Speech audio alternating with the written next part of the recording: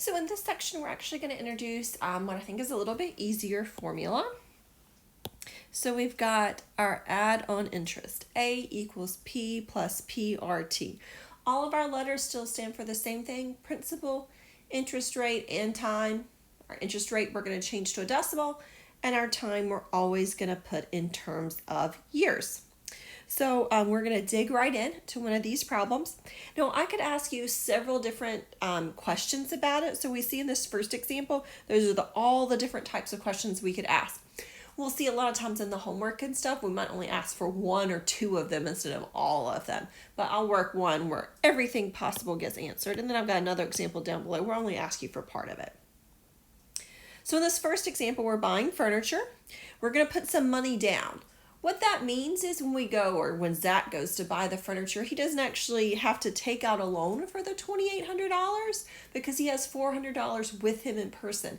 So that means the store is only going to have him take the loan out for $2,400. So it's going to be that initial amount minus the down payment. So this is the P that I'm going to use. And I'm going to use that P throughout the entire problem. That down payment is included anytime I see P. So my interest would be P. My interest rate here is 0.06 R, and T is 2 years. So I can type it in exactly the way I have written, and typing that in my calculator gives me $288.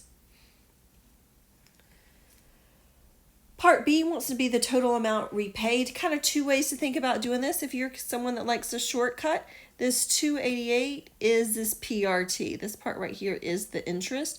So you could just plug 288 in for that, or you could just kind of start over as a brand new formula. Either way is going to give you the right answer every time. Just kind of if you like taking shortcuts or not. So without the shortcut, I'll be plugging in that 2,400 again for P. For R is going to be that interest rate changed to a decimal, and time is $200. 2 years, 2 years.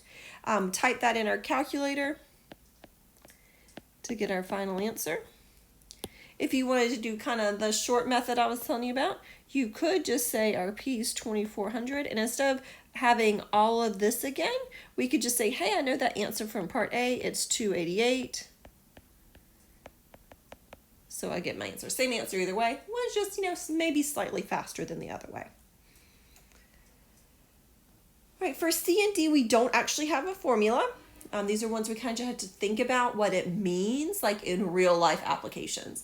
So a monthly payment is going to take our total, the answer that we just had up here, either way you want to get it, our total that we just had, and we're going to divide it by the number of months. In this case, 2 years is 24 months. Again, that's 2 years, and there are 12 months in each year, so that was 24. Typing that in my calculator, I get 112. D, again, no formula, just really thinking about it in terms of what happens out in the real world, not just like a plug and chug formula from a math class.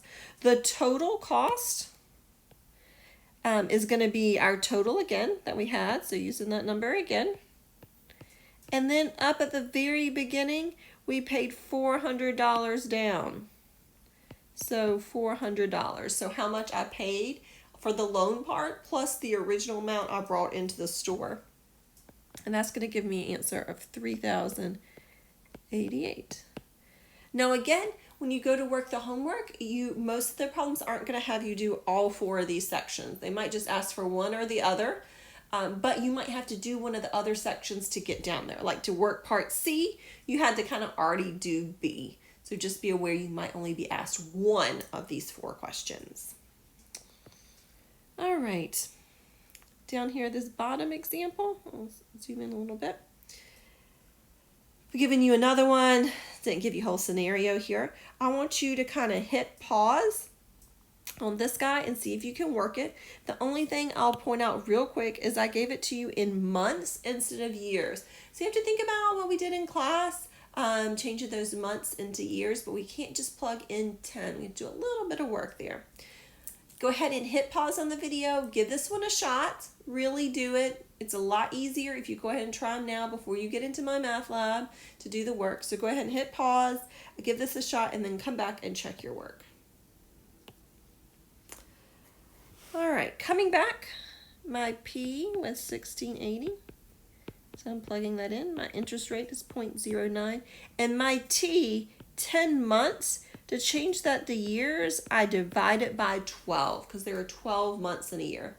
Sometimes these are nice decimals, like if it were 6 months, that'd be 0.5.